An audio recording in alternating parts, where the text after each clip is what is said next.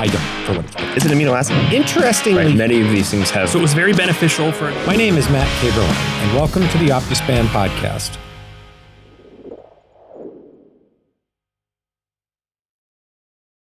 Hey everyone, welcome to the OptiSpan podcast. Today we are going to try something a little bit different. It's kind of like an AMA, except we're calling it Setting the Record Straight. So this is when members of the OptiSpan podcast community tell us that I got something wrong, or Nick got something wrong, or one of our guests got something wrong. And so we're going to try to check it out when people say that. And if we did get it wrong, we will set the record straight. If you got it wrong, we might set the record straight that way as well.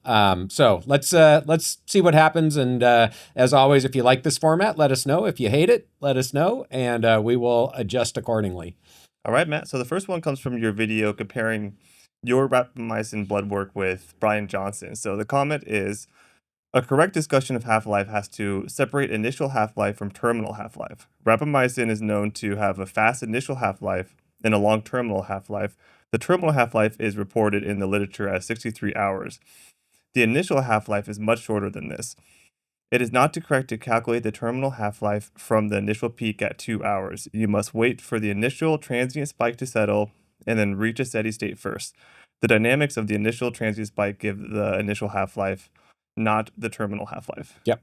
All correct. I think I don't disagree with any of that. I think the important aspect to address here is, what were we actually talking about and what is probably most relevant for people using rapamycin off-label. So I think this all comes from the video where I showed measurements of my own rapamycin blood levels after dosing at 10 milligrams once a week.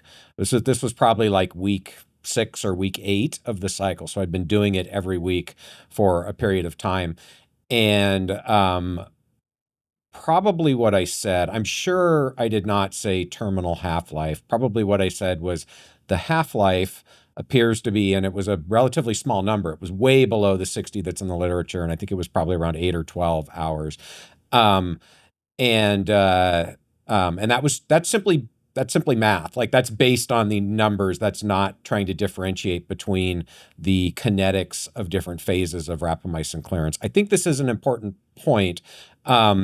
One thing to appreciate is that the terminal half-life is the time that it takes to reduce the concentration in serum or wherever it's being measured by 50% at what's called a pseudo-equilibrium. And what that means is that this has now reached some type of steady state based on the dosing that's being given. The point here, though, is that the dosing is very different if you're an organ transplant patient where the 60-plus hour half-lives have been measured and taking rapamycin every day, as opposed to what most people who are using it off-label are doing and taking it once a week. And so this may actually be a case where this will be easier for people to understand if we actually look at some hypothetical graphs of the rapamycin concentration in blood. So if we, first of all, let's just think about what was actually shown and what we mean by the sort of initial clearance of rapamycin and then what people are calling the terminal half-life. So if we think of a plot of concentration of rapamycin measured in serum over time, and we'll say we're going to look over a period of a couple of days, right? So day 1, day 2, day 3, we'll take it out to day 4. Okay. And we're going to measure it in nanograms per milliliter in the blood. So let's say you take a really high dose of rapamycin and you've never taken rapamycin before, so it's completely naive. You would measure, say, after 2 hours, and let's say you can get all the way up to 50 nanograms per mil. So again, all the numbers I'm going to use here, made up. Please don't comment that this is not what's in the literature for organ transplant patients or people using rapamycin off-label. Made up numbers, people. Okay, so let's say after 2 hours you get up to 50 nanograms per mil. What's going to happen is, if you've never taken rapamycin before, you don't have any rapamycin in your blood, your cells, your tissues are going to soak a bunch of that rapamycin up immediately. So rapamycin is what's called hydrophobic. So it's going to get into lipids. It's going to get bound by proteins. If it gets into the membranes of the cells or inside the cells where it can inhibit mTOR, you're not going to see it in blood when you measure it. So that's where you get this really quick clearance. So, you might be down and have half of the rapamycin gone after, say, 12 hours. That's this 12-hour half-life. So we're down at 50% of the starting value after 12 hours. And that'll continue to some point. But once the membranes get saturated, right, then the rapamycin isn't going to get sucked up. So you can think of like there's a reservoir that needs to get filled up first. It'll disappear from blood.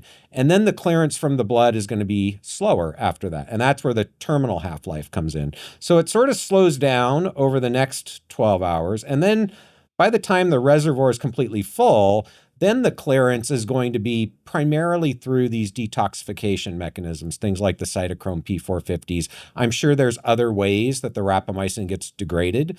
And so that's what this longer sort of 60+ hour half-life is, where, it might then take 60, 70 hours to get through the next reduction by 50%. And so if you just, look at this and draw lines through these points, what you see is there's this initial decline that's going to have a half-life that's going to be less than, we'll say, 15 hours. And then there's this slow decline once you've filled the reservoir that's going to be greater than 60 hours, right? Okay. That's what we're talking about here.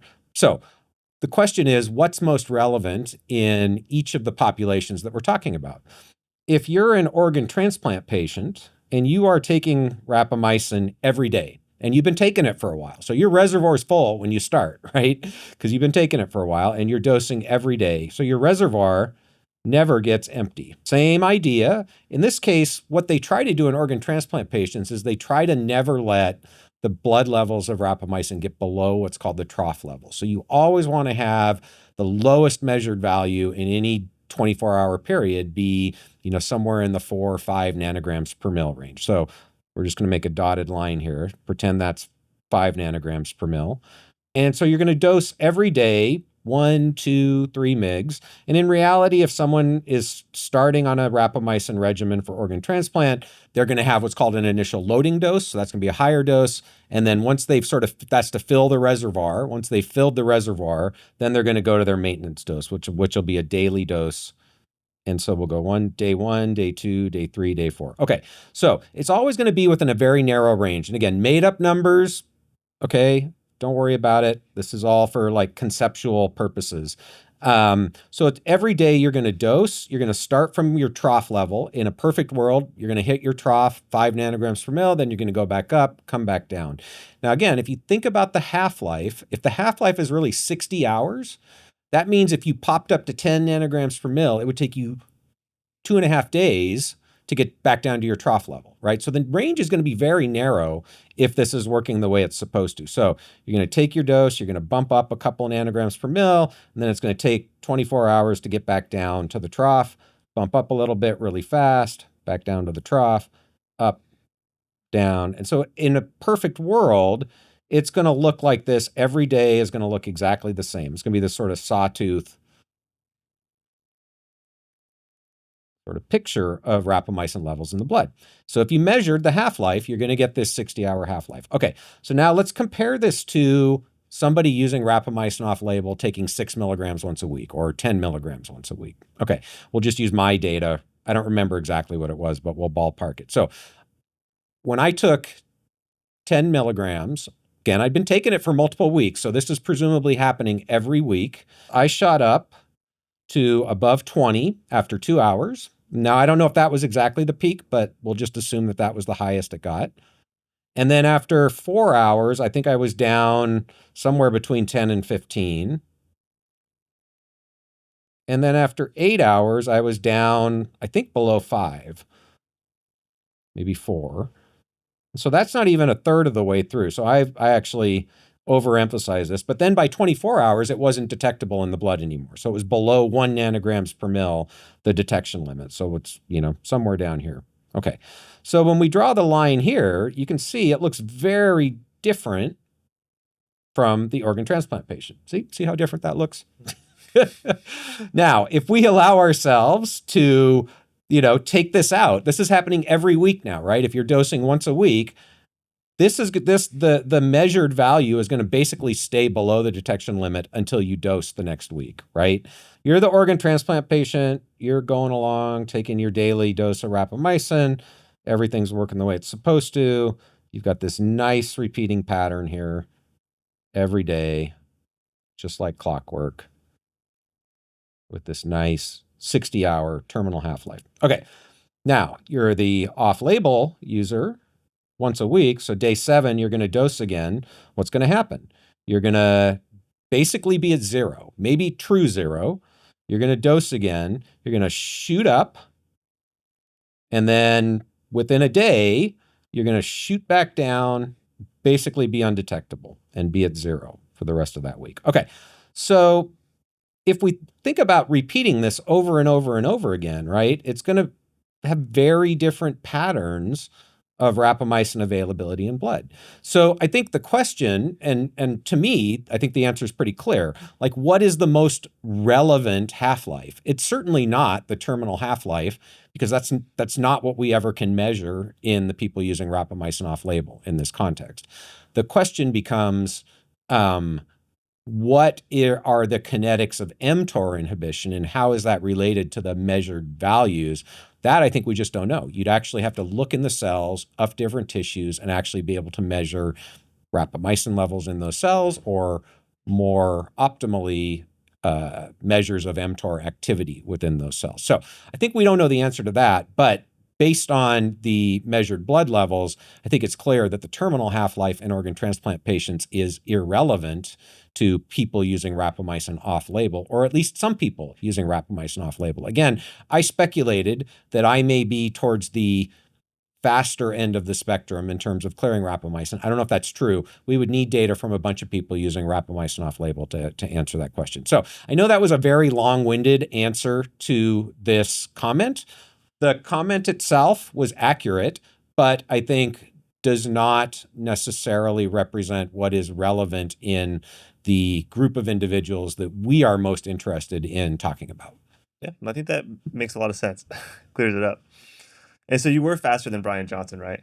Yes. So again, it was not an apples to apples comparison, because he was using a different dose of rapamycin and maybe a different formulation. But yes, based on the numbers that we had available. I think also the time points that he had measured his blood levels were different from mine. So it's hard to know for sure. We'd really need to do the direct comparison. But yeah, if you just plot the measured data from my experiment against the measured data from the experiment that he put on, I don't know if it was X or YouTube or whatever. Yeah, my clearance looked faster. All right, so this next one might have been our biggest controversy we've had so far on the channel. So it comes from the episode, "This Common Fact About Bananas is a Myth." So nonsense advice from Caberlin. Comparing bananas to Snicker bars. Bananas are healthy on balance. If you eat 1 or 2 fruits a day, 1 apple, orange, or banana, you are fine and healthy. I am not including berries or avocados in the mix and counting towards your 1 or 2 a day limit. Nonsense health advice. Also have the whole fruit, not just the juice, or don't just grind it up, in a smoothie. Juicing does cause insulin to rise fast, but the whole foods have fiber, vitamins that are better than making it into a smoothie or juice. Note, aside from 1 or 2 whole fruits a day, I have no sugar in the day, not even artificial sugar. Well, couple things to say on that. First of all, I mean, I think in general, the comment about not grinding up your fruits is good advice. Again, if you want to have fruit or vegetables in your smoothie, have fruits and vegetables in your smoothie. But yes, I think in general, eating the whole food is probably better than grinding it up, and so that's reasonable. Again, I was obviously joking a little bit. I think I said that bananas are fruits masquerading as Snicker bars. Sure, I could see why that did trigger this person. But I also think, if you understand biology and know something about the data on the response when people are measuring blood sugar to eating a banana versus eating some other types of fruits, the data are pretty clear. Bananas will spike many people's glucose to levels that are comparable to what you will get if you eat 20 jelly beans. I actually don't know, because I've never done it, what a Snickers bar would do. We should maybe do the experiment and see. That's really what I was referring to. So if you are pre-diabetic, diabetic, eating a banana may not be the most healthy choice when it comes to fruits. And that, I think, is essentially what I said. I am guessing, would have to go back and listen to the transcript, but I think probably what I said is that for some people who have metabolic dysfunction, eating a banana may not be the most healthy choice. And I feel pretty comfortable with that statement. So I understand this guy or woman thinks it's nonsense and people are entitled to their opinion. I think it's pretty solid advice. Yeah, and the bananas you are referring to are relatively a newer sort of modified invention, right? In a way, Absolutely. Yeah, I mean, the bananas we get here in the United States, right, are more or less selected to be sweeter, certainly larger, almost certainly have a higher glycemic index. And I think if you're metabolically healthy, sure, having one or two, bananas a day is not going to be a big problem, especially if you're eating an otherwise healthy diet. Like I said, I like bananas. I think I probably said that too. I eat bananas periodically, but if you're trying to make a choice between all the different fruits and vegetables that you could choose from, bananas probably aren't at the healthier end of the spectrum. All right. So the next one comes from are NAD supplements causing kidney damage? So it says Matt is on a crusade to discredit NAD boosting at all costs. He could become another Brenner, who's a friend of the show now. Well, so first of all, Brenner is certainly not on a crusade to discredit NAD boosters. If anything, he's highly supportive of nicotinamide riboside and NAD biology. So first thing to say is I am absolutely not on a crusade to discredit NAD boosters or really to discredit or credit anything. I'm trying as best I can to present an unbiased view of the data. Obviously, we've all got our own biases, but I think I do a pretty good job when it comes to the NAD literature of being balanced. And I have said multiple times on this podcast and other podcasts that I've been on that I absolutely believe that NAD biology is important. There is an abundance of data suggesting that in certain pathological conditions, NAD homeostasis becomes perturbed. And I think that there is a use case for NAD precursors in those conditions. If you look at the literature on longevity, in total, it is unconvincing that NAD boosters have a positive effect on longevity or health span, broadly speaking. And there is an abundance of poorly conducted studies and irreproducible data in the NAD booster subfield. And so that makes it very difficult to have confidence that NAD boosters are going to be robust and reproducible ways to positively impact health or longevity for the average person or average laboratory animal. I think that's a pretty fair assessment of the literature overall. And, I get it. There are lots of people who are trying to sell these things who don't like the fact that I'm out there saying that. Too bad.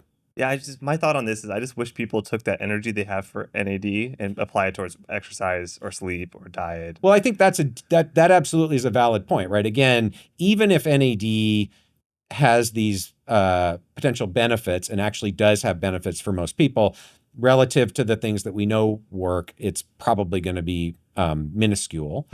But I just also feel like, there's if these NAD boosters really worked as well as some people claim, there wouldn't be any questions, right? We would know, right?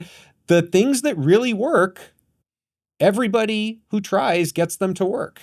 The things that don't work is when you get a lot of irreproducible results. And that's what we've got with NAD boosters. Doesn't mean they don't work, but it certainly means they are not robust at positively impacting lifespan or health span, at least in laboratory animals. Yep, that makes sense. All right, so next one comes from the K-Lab reunion sort of roundtable episode, and the person said, "The modern longevity science is a huge nonsensical pile of quasi-scientific nonsense." Well, he could have said pile of something else. Yeah. So I guess I should be pleased with that. That was it. Yeah, I think That. Do we really need to set the record straight there? I mean, yeah, no, I just think the sentiment is more of like people are sort of frustrated with, I guess, I don't know, is it scientists? Is the longevity community? I mean, look, there's good reason to be frustrated with the longevity community, with some of the science in the field, and I suppose you could say with science overall. I think, the unfortunately, there's a lot of misinformation out there about the scientific method. Most people don't understand how science works. Again, I think maybe one way that is useful, or one thing that's useful for people to appreciate, is most science, especially biological science, is about, first and foremost, disproving models, right? Any good scientist should be trying to design experiments to disprove their model, right? And part of that approach is recognizing that every model is wrong, or at least imperfect, right? Scientists build models to best represent reality given the information that we have today, right? And so almost by definition, our models are wrong. And that's the way science works. And so people should not be surprised when we find out that our models were wrong. That's a good thing. I think, and so I think, unfortunately, a lot of times when a model is disproven or needs to be modified, that gets presented in the media as if that's a failure of science. No, that's a success of science. So I think that's one important thing for people to appreciate. Certainly, the lack of reproducibility is a challenge. Again, I think some of that is just the nature of science. That's why we repeat experiments. That's why we don't have a high degree of confidence until a result has been reproduced by more than one group, multiple labs, or by more than one measurement tool or more than one assay. Again, that's just the reality. And I don't think people should be surprised that many times results are not completely reproducible. It's pretty rare, in my view, that data is just made up. It happens, but that's pretty rare. More often than not, when a group gets the wrong answer or an incomplete answer, it's a combination of sometimes sloppiness, sometimes limitations in the measurement tool. It's pretty rare that it is a dedicated effort to mislead. So I think, again, unfortunately, that gets overinterpreted, overrepresented sometimes by the media. But by and large, the scientific method works the way that it's supposed to. And, people just need to accept that there's going to be mistakes. And again, a lot of the time, it's not the science itself that's the problem. It's the way that it gets presented in the media or on YouTube, and misrepresented by people who style themselves as experts but really have no clue what they're talking about. And do you think this field gets misrepresented more than others? Absolutely. No question about it. I mean, for two reasons. One is, I think, at least until recently, many of the prominent voices in the field were either, as I said, people who have no expertise in the science. They just co-opted the term longevity, got million followers or whatever, but they don't know what they're talking about. Or there have been, unfortunately, I think, a couple of scientists who overinterpreted, hyped their own results or their own contributions and misrepresented that. And it became popularized to the point where when it became clear, when it was clear to those of us who actually are doing the science that there were real problems with some of that. But when it became clear to the public, I think that created a negative blowback on the field as a whole that probably isn't fair. But, that's what happens when you have high profile people who are deceptive and misleading. All right. So the next one's a big one. So it comes from another NAD related episode. So episode 39 with George Sutphin. Many would object to the use of allometric scaling in the paper discussed in this video. The paper claims that 300 milligrams per kilogram is the same as 1.5 grams of NMN in humans is extremely questionable.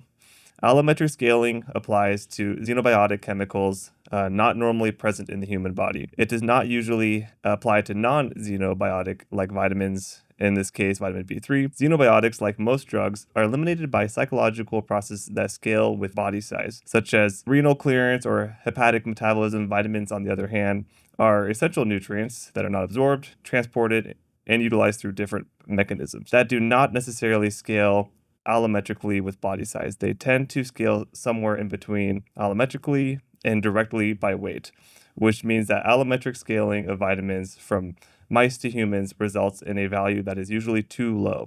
In reality, 300 milligrams per kilogram in mice is likely much more than 1.5 NMN in humans. Wow, we've got some sharp viewers. Oh, Okay, yeah. so that's all true. That's correct. This I don't think is a mistake that we made. I think this person is commenting on what the author's justification was, or at least extrapolation to humans for the dose that they used in that paper. So everything there is true. Essentially what this person is saying is that the allometric scaling is a scaling factor that people often use for dosing drugs going between mice and companion animals and humans. What this person is saying is that scaling factor is more appropriate for xenobiotic molecules and less appropriate for vitamins, right? Okay. And NR is a vitamin, or NMN in this case. It's not really a vitamin, but that's okay. So that's true. I would say in this case, it doesn't really matter, except, maybe in that very narrow couple of sentences in that paper that refer to it. And the reason why I say it doesn't matter is really twofold. What matters in this case is whether the dose that was used has the desired biological and biochemical effect. And in this case, it's an NAD booster. So the biological effect we're looking for is increasing NAD levels. And this dose has that effect. Okay, so that's number one. Number two is this is the dose that was used in most or all of the prior studies of NMN in mice that claimed positive effects on health span. Okay, so for the purposes of interpreting this study, this is the appropriate dose to use. And in fact, in this study and the prior one, they saw some benefits from NMN at this dose in, I think, heart and liver.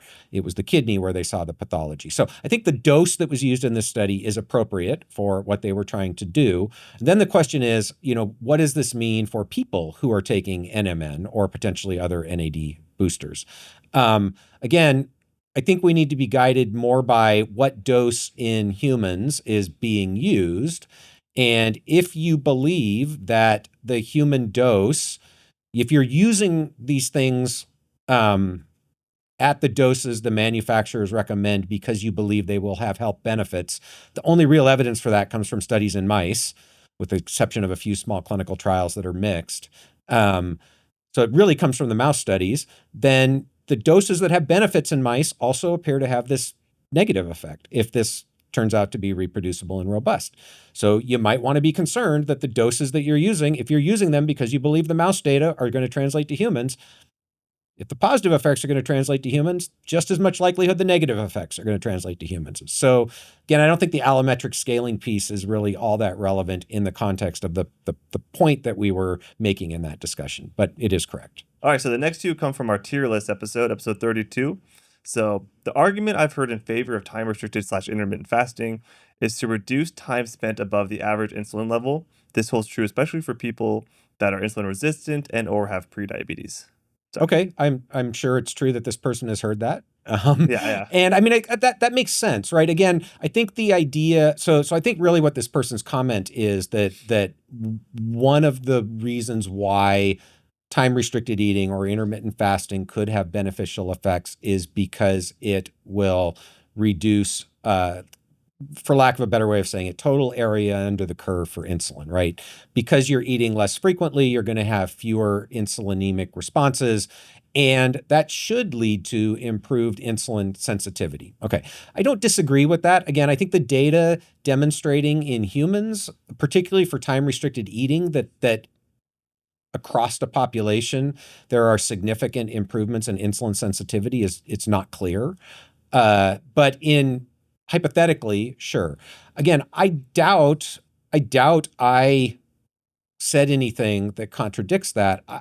I think where I land, and I'm pretty sure this is what I said on time-restricted eating and intermittent fasting, are that as longevity interventions, and again, we don't have longevity studies in humans to point to, so we have to look at the laboratory animal data. In laboratory animals, time-restricted eating in the absence of caloric restriction does not appear to increase lifespan. I don't know how much more clearly I can say it. It's that simple.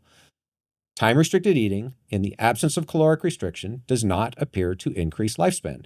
Therefore, there is no evidence that it is a longevity intervention.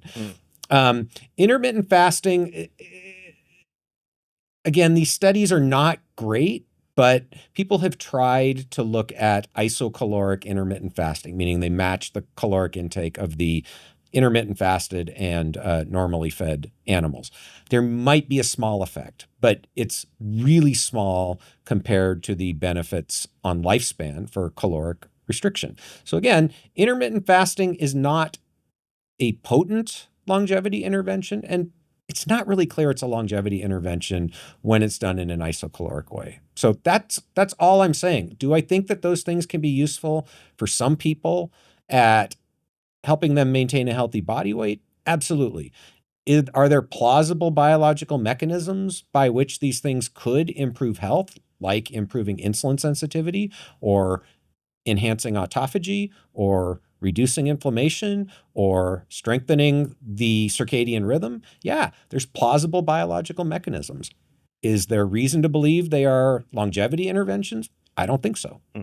Yep. Just like for some people after a run, a banana might be a good choice. It's just a tool. Sure. Yeah. So DEXA scans, same tier list episode. DEXA scans are not a requirement. So you ranked them pretty high. I think it was a B tier. Fair. What's it going to show you that you can't figure out by looking in a mirror? Any cancer screening? Is this from that guy whose video we looked at the other Greg day? Doucette? Yeah, is this from Greg Doucette? Oh, I bet. So, I mean, again, I think the answer here is obvious. Bone density, you're not going to be able to tell by looking in a mirror. And as we discussed in the react to Greg Doucette's video, it seems very unlikely to me that if we were to take 100 random people off the street and compare Greg's eyes or this person's eyes to a DEXA, that their eyes are going to be more accurate than a DEXA for body fat or lean mass. And particularly positional body fat, visceral adipose, I think it's very unlikely that you're going to be able to accurately quantify that by looking in the mirror. So he had a part 2 too, which is in moderate alcohol is 1 to 2 drinks per day, not per week. So that's actually mine to correct, which is I said sort of my recommendations for clients I've worked with in the past is like try to limit alcohol to 1 to 2 a week. I got that from Huberman Lab episode. I like this sort of framework around it. Personally, I don't drink any alcohol, just don't have a taste for it. But there's people in my life where if I could get them to 1 to 2 as a compromise, they would be much healthier. So nothing to do with the research more so. That was just kind of my opinion. Yeah. Okay. That makes sense. This one comes from episode 30, Reversing Biological Age. Have we finally found the answer? So he says, it's exosomes, not episomes. Your calculations This is Harold Katcher. Oh, you know who this is? That's yeah, great. I'm pretty sure. Your calculations are wrong, but I won't argue with that. Time will tell, in quotations. Also, I'm no longer with UVAN. Yeah. I've formed a new corporation, LXR-VT Corp. Okay. So thank you, Dr. Katcher, for telling us about your new corporation. If I said episomes instead of exosomes, I apologize. I people make slips. Definitely, I know the difference between an exosome and an episome. And what was the other part of the comment there? You Oh, said- it was about my math calculation. Yeah, Yeah. I mean, look, the reason why I didn't get the calculation right is because there wasn't enough information provided in the paper to do the calculation. What do you want me to do? Sorry. I guessed, and I said it in the video. You got to put it in the methods section, buddy, if you want me to be able to do the calculation right. All right. Yeah, that makes sense. Good. So next one comes from our episode with Mitchell Lee. So AI versus aging, why worm-bot AI is a secret weapon against disease. And someone says, we need to test interventions in people, not worms. Exclamation point. So kind of more of a comment, but I was curious if you had a thought on that. Yeah, I mean, again, look, I don't disagree that we're interested in whether or not these things work in people or in companion animals. Of course. Look, my goal in life is not to make worms live longer. Having said that, maybe this person is way smarter than me or anybody else and knows how to do a clinical trial in humans for lifespan that it's affordable. Please put it in the comment section. I'd love to see the answer. We have to be pragmatic in the way that we approach the search for interventions that positively modulate the biology of aging, right? We can do lifespan experiments in C. elegans in a time frame and at a scale that we can't do them in mice. And we can do those same experiments in mice in a time frame and scale that we can't do them in humans. So you can do certain types of experiments in different systems. And of course, all of us want to eventually be able to test and show that these interventions have a positive impact on health span and optimally lifespan in people. But you can't just immediately go to humans. You've got to start somewhere. And I think C. elegans are a pretty reasonable place to start. And everything I've seen, and I've seen a lot, tells me that the biology of aging is pretty highly shared from worms to mice to dogs to people. So I think there's a pretty good chance that much of what we find in C. elegans is going to work in humans. Yeah, I like to think, benefit of the doubt, that this message was more towards like the NIH and sort of the field in general. Well, even still, I think my answer still applies, right? There are really smart people trying really hard to move things into translation in humans, but it is non-trivial in the context of aging to do those kinds of studies. And so I think the one thing that I probably agree with this person on lots of stuff, but one place where we probably agree is that I think it is the case that more resources should be put towards validating interventions in humans using intelligently designed clinical trials for functional endpoints that matter. It'd be interesting to see all the interventions that Aura Biomedical has done the last few years, what that would have cost in humans versus what they had to spend for. Well, I mean, again, you couldn't really do lifespan in humans. Yeah. But, even if you were looking at a typical clinical trial, right? I should know what this number is, but the cost is going to be hundreds of millions of dollars, right? To take a drug from preclinical all the way through to phase 3, right? So Aura could measure 1 million interventions in worms for less than $10 million. Okay, so hundreds of millions of dollars, 1 million, $10 million, right? So it's completely different scale. I see. And the ones that perform well, then you can go up the chain. Exactly. Okay. Yeah. Great. So last one here, we actually got this one twice. I believe same guy on 2 different YouTube videos. Love your hairpiece. What? Yeah. See, you didn't tell me about this. I don't know. You want to? Let's check it. Come on. You come over here. All right. I don't have that much hair, guys. No. Yeah. That's Give it a yank. Give it a yank. Prove it. Bonsai. Our real bonsai. God. Yeah, that's hair. Nick can confirm I do not have a hairpiece, guys. Yeah, it's kind of funny when people comment on my appearance and I'm like, clearly I'm not really into the whole cosmetic appearance thing, right? I mean, come on, guys. Well, one comment we got yesterday I'm going to add, we're going to talk about, was someone said, like, I found this informational, I'm interested. How old are you? It's like they wanted to know. It's almost like they're judging how you look, how much you know based on how you look. I don't know where that sort of stems No, from. I think what it is, and this is actually not uncommon, and I understand why people will say these things or have these opinions. Right? I think the perception is that if you are a longevity expert, you should be doing things or taking your secret recipe that make you age slower. So you should therefore look younger than your chronological age. Okay. I understand why people think that. I was going to say it's kind of simple-minded, which it is, but sorry if I offended you, but come on, think it through. All right, look, we all know people just naturally, whether it's because of their genetics or their environment, sometimes look younger, sometimes look older. That is loosely correlated with health. So there is some correlation there, but it's certainly not a perfect correlation, right? And it's going to be affected by how much time you spent in the sun when you were younger. Did you use sunscreen? Did you smoke? All sorts of stuff. Okay. So the idea that the way I think you look compared to your chronological age is some valid measure of whether or not you are an expert in the science of longevity just doesn't make any sense. Yeah. And yet you will see simple-minded people make that comment all the time. So again, think it through. I understand why people say that, but just because someone looks younger than their chronological age, if they're trying to sell you snake oil, it's still snake oil. I hate to say it. And just because someone looks older than their chronological age doesn't mean they don't know what they're talking about. It might mean they don't know what they're talking about, but it doesn't mean they know what they're talking about or don't know. So I'm 53. I think I probably look 53. Do I wish I looked 33? Yeah, I suppose. But on the other hand, I don't spend any time worrying about it. And I certainly don't do anything to try to make myself look a lot younger.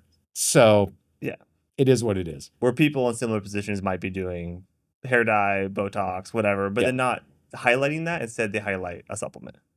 Right. Yeah. So. Yeah. Again, I mean, I think there's all sorts of cosmetic things that you can do to try to make yourself look younger, and that's fine. Like again, I'm not saying there's anything wrong with that. You should do that. Like if that makes you feel better, that gives you more confidence, you should do it. Absolutely. But does that suddenly make you know more about longevity? No, of course not. Yeah, that makes sense. And like me personally, I do stuff to keep my hair, like finasteride and minoxidil. Just I would if I actually knew what to do. Sorry, all my life I have never paid it. I mean, I kind of know what to do. So that was a little bit facetious, but I have never paid that much attention to my appearance, right? Yeah. So as you could tell, right? So, I think my wife wishes I paid less attention. So maybe it's a healthy thing. Yeah. So, right, anyways, is what it is. Well, I hope people like that. That was a lot of fun. So yeah, I hope so too. As always, let us know. If you have any comments, please put them below. If I said anything wrong, especially if Nick said something wrong, you guys should really pay more attention to what Nick says.